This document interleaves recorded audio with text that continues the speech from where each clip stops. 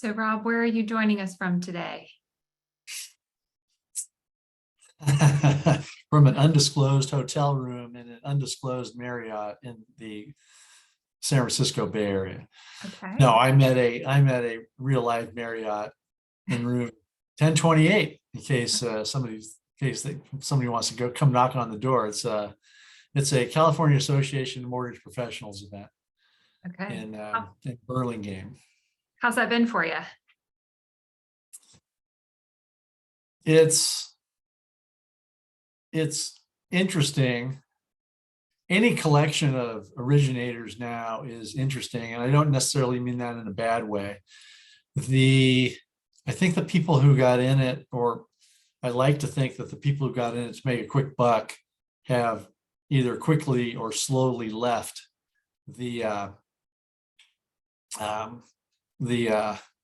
Don says hi. Hi, Don. Have been leaving the industry, and I've heard of NMLS numbers going down. And so what you're left with are a couple, in any group, it seems like there's a group of younger people who have really taken to heart, like we're going to make a career out of this, and we're going to figure out how to make it work, and we're going to call X number of people every day, and we're going to go to X number of houses every Sunday, and we're going to open houses, I should say, not just random houses, but but they're really making a go of it, and they're seeing some success. So then you have this older group who have been like, oh, I remember golfing when rates were 18%, and I came off the green, and I heard the Fed lowered rates to 17.5, and people needed houses then, they need houses then. So you've got that group, but it's a tough business right now, and it is a career choice. It's not a quick, get rich quick kind of scheme. And so I think the people who realize that it's a career and realize that we're helping people are going to stick with it. And like I said, I like to think that people who were in it for a quick buck have either slowly or quickly been leaving.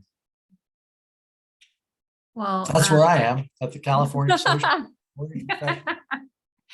It's a good group. Thank you, everybody, for joining us. I'm Melissa Langdale. I'm with the Mortgage Collaborative, joined by Rob Chrisman as always. And today we are joined by Carty, who is here from Active Comply. Allie, thanks for joining us today. Thanks for having us on. I watched the rundown. I try to every Friday. So at the invite, I was like, oh yeah, count me in. Well, we are excited. Melissa, I see once again, I'm on here just for eye candy's sake. Exactly, Rob. You do look very dapper today. You've got like a nice jacket and tie on. I try. You have great Wi-Fi. I've joined on a couple at the beginning when I started with Active Comply like a year ago. I joined and Rob would be like going through the airport. And yeah. You'd be in and out. So great Wi-Fi today. Yes, thank you. Well, Allie, thanks for joining us again. You want to tell us a little bit about kind of Active Comply, and then we'll talk about some Gen Z. Yeah, for sure. So I entered the industry about a year ago. I also have two parents in the industry, so I kind of grew up in the mortgage household, heard all the terminology, FHA, conventional, rates are down, I remember being like, I will never join the mortgage industry. It's way too cyclical, very high level. I'm going to get a sales career, work for Dell. And all of a sudden, my good buddy, Blake Boss, calls me up and he's like, hey, we're looking to hire another salesperson at Active Comply. And I'm like, Blake, I can't do the mortgage industry. I'm so sorry. And he's like, the market's great. Let's do it. Like, come on. So I go to a conference with him and I kind of fell in love. I got to meet everybody. It was a really relationship-based sale. And so I joined the Active Comply team a little over a year ago. And I've really developed this passion for our product because it is helping give lending institutions the ability to use social media and really bridge the gap between compliance teams and marketing teams. And in that, I've also realized that, there's no one really advocating on behalf of my generation. And so at every conference, I'm going to, there's get to know Gen Z, how to connect with Gen Z home buyers. And conference after conference, I was like, this is spot on. This is not so much spot on. And so in that, I've kind of developed this, bringing awareness to Gen Z and advocating on behalf of us. And Active Comply is a amazing organization that's helped me to do that, and also help lending institutions use social media compliantly. Speaking of social media, make sure that you guys subscribe to our podcast and subscribe to our YouTube channel. We'll put the link in the chat for you, as well as follow Allie. She's got a great following where she can give lots of advice on Gen Z buyers. So, my first question to you is, I'm an elder millennial. They try to call us geriatric, but I can't do it. So like I have one foot like in like millennial and one foot in like, Gen X, I guess, right? Yeah. And so like we buy things very differently, we spend very differently, right? And that all translates into the home buying process. And you've done a great job of like, you've got this great series with your mom where you kind of like talk about generational differences and those sort of things. Like, what have been some of your big takeaways about how Gen Z considers buying things, and maybe we can talk about how that kind of translates into the mortgage world too, their home buying. 100%. Well, I want to also thank both of y'all for having me on today, because you guys are such industry pioneers. And if people weren't eager to hear my voice, I probably would be so discouraged in this industry and not nearly as excited about my job. So thank you for having me on today. And yeah, like you mentioned, I've kind of dove into Gen Z, studying our buying habits and what's going to differentiate us. I too am kind of an elder in my generation, believe it or not. So that makes me feel a little bit better. I bit my tongue too long here. So before I got on the show here today, I was writing tomorrow's commentary. And there have been studies about where are Gen Zs going. And I remember a time, Allie, this is for your benefit. I remember a time when generations weren't named. You were just born whenever you were born. And then a guy, actually the fellow who started People Magazine, a guy named, I think, Landon Jones, coined the term, pretty sure it was Landon Jones, coined the term baby boom. And that baby boom generation went from 1946 to 1964, which was, 10 plus 4 plus 4, 18 years. Typically, like when scientists look at a generation, I'm putting on my curmudgeon hat here, Allie, so you'll have to. I'm so impressed that you know all this. Like, I should have expected it, but like if you think about a generation, it's not like everybody is in Mississippi and having kids when they're 15. All right. Oh, did I say that? I'm sorry. That is not real about Mississippi. Okay. No, I'm not. Sorry. We just lost half of our viewers from Mississippi. But I'm sure I'll get in trouble for that. It was just a joke. Anyway, they aren't having kids. So when I looked up the definition of Gen Z, Gen Z goes from 1997 to like 2012. Okay, 15 years. Yeah. Generations last longer than 15 years. Generations normally last like 20 to 30 years. I think that's the historical definition. But are they going to keep, I just wonder about, are they condensing this just so they can name another generation so they can create I don't know what. on it? So when you talk about being an older, like a geriatric Gen Z or an older Gen Z, it's kind of like, why can't they extend out these generations like to 20 or 30 years? All right, I'll get off my soapbox. No, I agree. But I think that's why I've been able to partner so closely with Krista Messerly, because she is speaking a lot on behalf of different generations and she's a millennial. And so we have a lot of things in common when we sit down and look at it. But I will say that there's a differentiation. I just brought up Bumble BFF before we hopped on the call today. So I'd introduced Melissa to the idea of, a friend dating app, meeting friends through an app, because our generation has graduated college with this pandemic and we're moving to new cities where potentially we could have a new job, and we're working from home. And that's a differentiator. So whether it's because I graduated a certain year, and that's a differentiation between me and Melissa, either way, there's some decade, I guess. What's the word? I'm sure there's at least one that I've kind of dived into studying and learning more about. And also I just realized that there's not much talk about the mortgage industry in my peer group. Like, I've shared the story that I moved to Nashville, downloaded the Bumble BFF friend app, made 10 girlfriends. And then 2 months after becoming friends with the girls, they're like, Allie, you're always at these conferences. You're always working. What are you doing? And I'm like, oh, I work in the mortgage industry. And they all looked at me and they were like, what's the mortgage industry? And I was like, y'all, I was like, are you kidding? I was like, do you know what a realtor is? And they're like, well, yeah, of course. We have a ton of realtor friends. And I was like, well, the mortgage industry helps people finance the homes and make sure that they're able to make their payments. And they were like, oh, okay. I didn't even know that's what that industry was called. And that's something that I was like, holy cow, our industry is wondering how to connect with Gen Z. Gen Z is not really even aware that the industry is out there. My goal is to kind of bring awareness. Hey, this is an awesome industry to be a part of. And we also are helping people live out the dream of home ownership. So it's been interesting to dive into, but yeah, that's kind of where Gen Z is what I'm holding on to, but it really is more than just that 15-year age gap.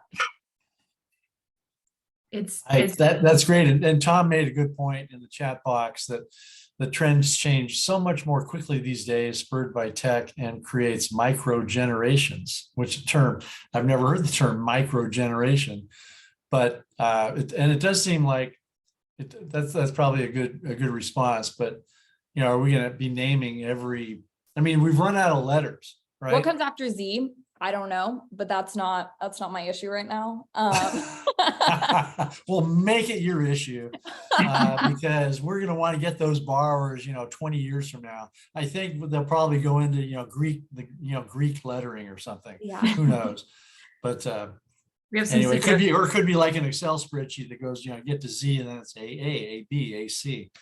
But anyway, when you think about it, like, I'm 24 and I was born in 1998. So the 2012, they're 11 now. So that's a really big difference in age group, because that's like elementary school 11. And I'm 24, graduating, like, have a career. So my goal, and what I've really I'm starting to work with Kristen to kind of get involved at a high school level, because there's just not enough discussions about our industry, but also just what goes into buying a house early enough in my life, at least. And so I'm working with Kristen to hopefully get involved at high school and educate, those 11-year-olds that are part of Gen Z. But I don't know who's going to take on the Greek alphabet. I'm not really sure. I'll have to designate someone else, because that's 11 to 24 is a pretty big age group. It is a big age group. It's, you bring up a really good point about kind of financial education in high schools and even in colleges in some cases. Like, there's, it was an elective when I was in college, but it wasn't something that was, people just, they normally took it because they just had all these questions. And back when I was in college, we actually had credit card companies on every corner of the college campus, because as soon as you turned 18, they were like, oh, and then you're like, oh, I get a free t-shirt. I have one less day of laundry and I'm going to sign up for a credit card app, right? It seems totally appropriate. And so but that's when people started asking questions, right? And so it wasn't, they had an opportunity in college, but not everybody took it, right? There's a huge opportunity, I think, for anybody going through high school or college to just understand basic things like budgeting, understand, how you can save in college to be able to buy your first house as soon as you graduate. Like, I took for granted the fact that my parents were in the mortgage industry. They literally never let me rent. I went under contract 2 months before I graduated from college, and I was able to buy my first home. Wow. And so, I'm kind of a weirdo in that space, but it's so needed, for people to understand that it is doable, it's feasible. What you got, Rob? You don't have to What, raise your hand. I feel like we're Allie, do you own your own home? You know this, Rob. I've told you I feel like a fraud. I rent, but my rent is up soon. And when it is up, I'm hoping to buy. I will say Nashville is kind of a hard market, but I know how important it is. And it wasn't until I was at a conference layover and someone kind of was like, I got stuck. And I was like, please don't try to sell me on this. I was like, I don't want to buy a home. Like, I'm in this job. Like, this is my job. They're like, but you don't realize you will never see that money again. And it wasn't until I had that conversation that I was like, oh my gosh, I'm paying someone else's mortgage. So what Melissa said is spot on, but no, I do not currently own. And the reason why I ask is because I don't know anything about, I mean, for all I know, you make $1 million a year and don't even need a mortgage. But let's say you did need a mortgage. How would you find a company or a loan officer or how would you even know you needed a mortgage? And then I have a follow-up question after that, because it came up at this camp event today, because somebody was up there, was talking about where people find their loan officers. And he gave some surprising statistics. So I'd like to ask you, if you're looking at, if you've got $20,000 saved up and you want to buy a $200,000, whatever in Nashville, or maybe that's unrealistic, but how would you find a loan officer? That's a very valid question. And I will say I'm a bit of a different Gen Zer. Like Melissa, my parents are in the industry, so I've always kind of been told to buy. I will say moving to Nashville, I didn't know where I wanted to live yet. So that is partly the main reason I'm renting right now. So I would turn to my parents, but I have done some surveys with my friends and I've asked, where would you turn? And the first time home buyers I've talked to, a lot of them turn to their parents, and if not their parents, people in their life that they know have owned. So if it were me, my parents weren't in the industry, most likely I have a couple of friends who I know who own a home. I would go to them and say, hey, where did you go to first? And I will say a lot of my friends turn to a realtor first and say, hey, let's go look at homes. And then from there, get referrals. How do you find the right realtor? How do I what? How would you find the right realtor? You guys are gonna not like that I say this, but I would go to social media and I would just start looking up like realtors, or I will say I don't think my first go-to is to look up a loan officer, because if I was not in this industry, if I was detached, I would think I probably wouldn't know what a loan officer is. Right. So the speaker this morning was talking about how people find their loan officers, and the vast minority of people, apparently, according to some survey, like 3% find a loan officer through social media. Mostly it is either the realtor or predominantly referrals. They ask a friend, they ask their parents, or they ask somebody, gee, where do I get a loan? Yeah, no, I agree. And I did a recent interview with my brother. I have some quotes up here that I wanted to share. And he said, I'm going to be really honest with you. I'm not exactly sure what a loan officer is, but because I asked him, why do people go to a realtor first? Like, you can't really even know what you can afford until you talk to a loan officer first. And the first time home buyers I talked to, one of them was even like, loan officers hold the key to what you can't afford. And so that's what I've been kind of running with and being like, how can I help my generation understand, like, you can't really even start looking at homes until you know what makes sense for you. And my brother was like, everyone knows what a realtor is, but I honestly don't know what a loan officer is. Yeah. So in another interesting thing, the speaker today said, who here uses Facebook? So Allie, for your benefit, Facebook is a antique software package which allowed people to Connect. I guess. I don't know. I don't have an account. I've never used it, but that's what I've heard. Anyway, like just a very sparse sprinkling of people raise their hands who are using Facebook. Yeah. So, I don't use Facebook. I yeah, have it. so when you talk about using social media, would you use InstaChat or Definitely Instagram. And I've done a couple different surveys. The two top like platforms by far, Instagram's number one, TikTok's number two. And what? Wait a minute. What were those that you just said? Instagram is number one and TikTok is number two. Okay. And All then right. Twitter had 0 response, and then Facebook had 0 response as the top platform used. So that doesn't mean they don't have it or use it, but the time that they spend the application that they spend the most time on was Instagram and then TikTok. So if you were a loan officer, what would you do about Instagram or TikTok?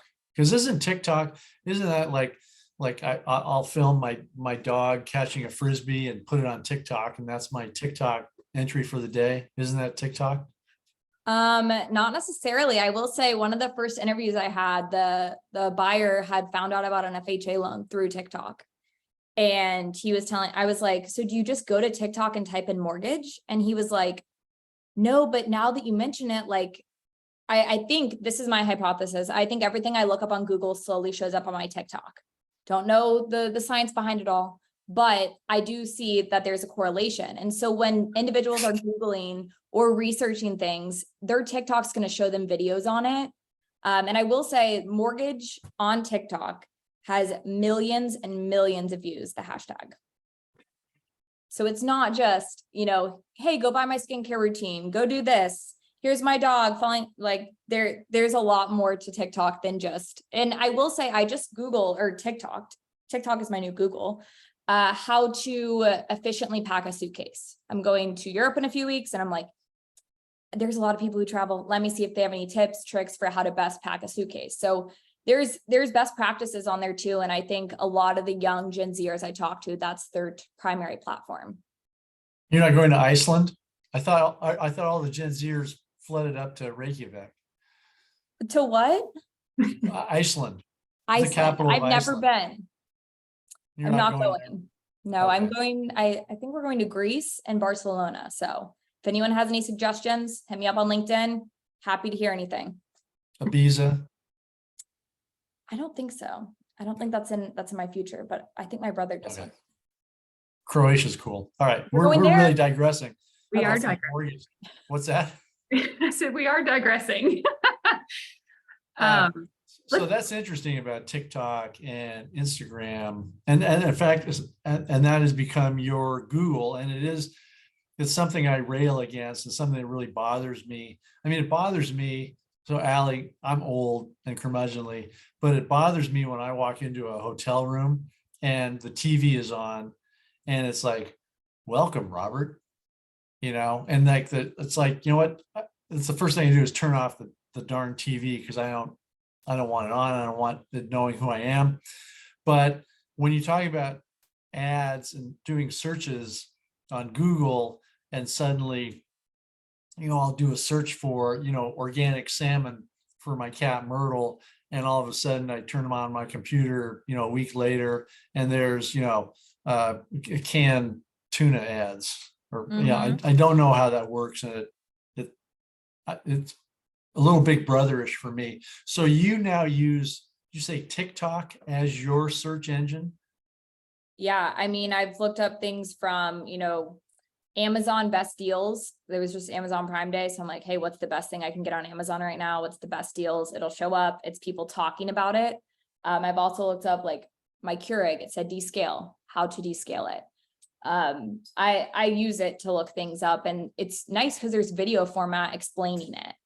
I will say, you mentioned the privacy violation, and I've been sitting down with my mom every week. We've been talking about kind of differentiating factors between when she started in the mortgage industry and like today. And I will say, like, a lot of consumers, loan officers are trying to sell to them, cold call them, email them, do these like very cold outreach. And I've heard like a lot of people be like, why aren't Gen Z like appreciating my calls? Why aren't they answering?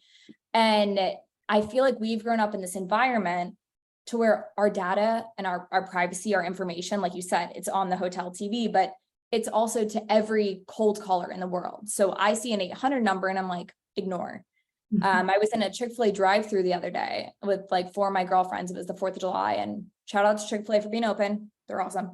But we were going through the Chick-fil-A drive-through and I said, hey, or my friend got a call from a 407 number. And I was like, are you going to answer it? She's like, no. She's like, they'll leave a voicemail.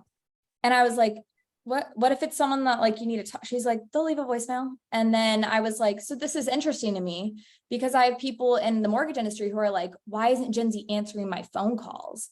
And so I told her, I said, what, like, are you going to call him back? And she's like, I have no idea who it is, what they're going to say to me. And they probably got my number offline somewhere. So that's something that I've noticed is really different from when my mom entered the industry 30 years ago. You know, whoever I gave my number to, I know they're calling me and they know they're calling me.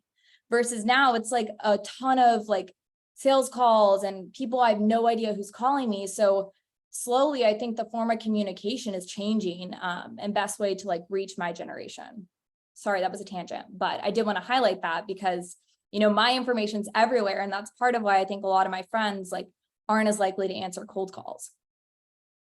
I think it's interesting the searching on social, and I do it too. I use YouTube a little bit more than TikTok, but you know, it's what do you think are the drivers to get people to like look at that, you know, at that particular post? Like what's kind of driving not only maybe to view it, but also to like call to action? Like how do you engage with them afterwards? Like what does that like decision process look like? Yeah, that's a great question. I think, so I've had over the past couple of weeks, my friends all know I'm in the mortgage industry. You know, I talk about get to know Gen Z. They're like, Allie, stop trying to sell me on a home. I'm like, okay, fine. I can't even sell it to you. But a lot of them have been sending me information because, you know, I'm talking about homes to them. So they're slowly thinking about it, but they don't want to admit it. And in that, they have been sending me these TikToks that have been grabbing their attention or Instagram reels.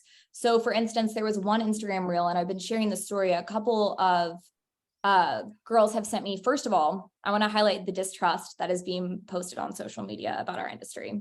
A lot of my friends have sent me the recent articles about big investors buying out real estate and renting it out. And so when they send it to me, they're like, what does this mean for me and my home buying journey? Like, this is so scary. If I don't get in now, can I not ever get in? And I want to highlight, you know, I hope our industry is able to get ahead of that and figure out how to talk to consumers about that, because that is very alarming. That's been a lot of talk that I've been sent.